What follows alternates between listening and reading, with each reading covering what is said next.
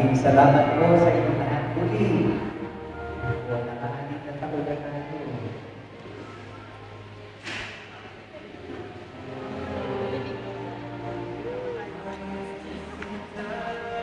Nalala niyo yung kwento ko nung una kong isa, 6 years ago. Ang maling nangyari sa asin.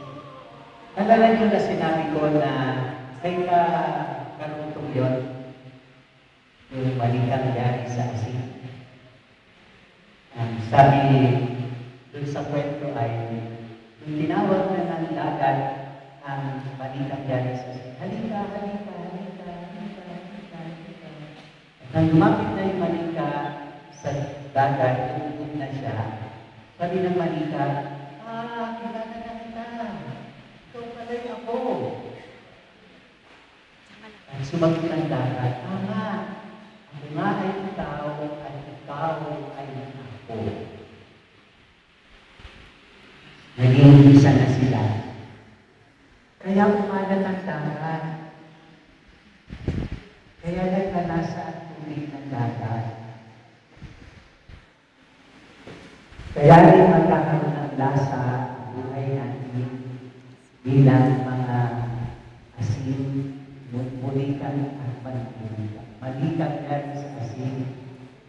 Kasi sa ating pagsisikat na laging lumapit sa Diyos.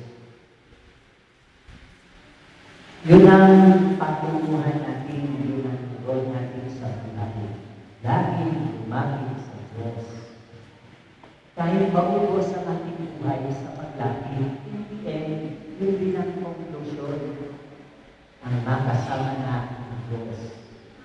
Sa lupa, patuloy tayong lalapit. Pagkatapos sa lupa, kasama na, hindi na mag-iwalay. Patuloy ang Diyos. Kaya huwag kalilimutan yung purpose ng ating buhay. Lagi tayong tatawagin ng Diyos sa iba't ibang larangan ng paglilingkod. Halika, halika, halika. Sa mga bata, siguro, halika para maging sakristan. Halika para maging hero. Halika para maging video. Sa mga may nasa kalagitnaan ng edad, halika para maging choir. Member ng iba't ibang ministry. Halika nyo! Iba't ibang pagtawa sa ating pagdalayan sa katandaan, sa pagkakaroon ng edad. Halika para maging apostolado. Halika para maging CWM o Calls for Christ. Lady Mister and ANF. Marami pang iba. Di natatapos ang pagtawa, di rin dapat matapos ang pagtugon. Kaya, may mga kasama tayo na una na.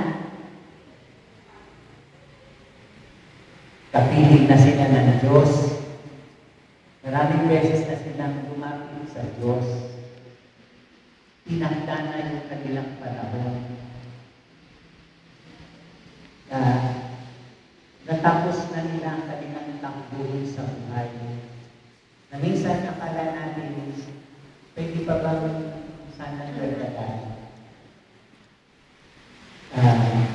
Kung siguro dagdagan, baka mapalayo pa sa Diyos. Tinuntungan na para sigurado na nandun na sa Diyos. At doon din tayo papunta lahat. So, gawin din lahat ng pagtulon na angkop sa lahat ng tao. Dami ng tao. Dami rin naman tayong tulon. Marami tayong panahon. We have a lifetime. At huwag magsasawa. Huwag mapapagod. Huwag mag-aalinlaan. Huwag magtutuos. Huwag susuko.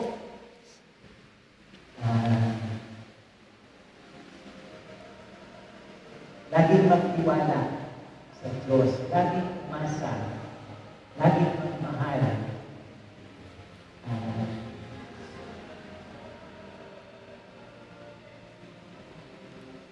Huwag iiyak. Ate, nakita ka. Mga iyakin. Huwag iiyak. Ang buhay ni Santos Wala pa kaalaman. ay dapat isang masayang paglalakbay. Kasi buhay na si Jesus. At sana di kayo napagod sa pakikipaglakbay. At kagabi binabanggit ko sa ibang barangay. Huwag kalimutan na maraming dumaan bago tayo. Maraming paring dumaan bago ako. May makikiraan pa uli at marami pang makikiraan. Uhubuhin, papandahin ang buhay natin. Tagahasik lang kami ng bibig. Siya ang nagpapatubo. Ang puso natin ng iba't-ibang uri ng lupa. Kaya siya tumubo at lumago ng kanina.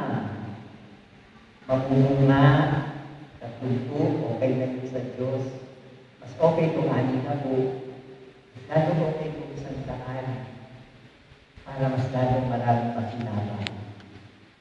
Kaya sa inyo po lahat, muli, maraming salamat.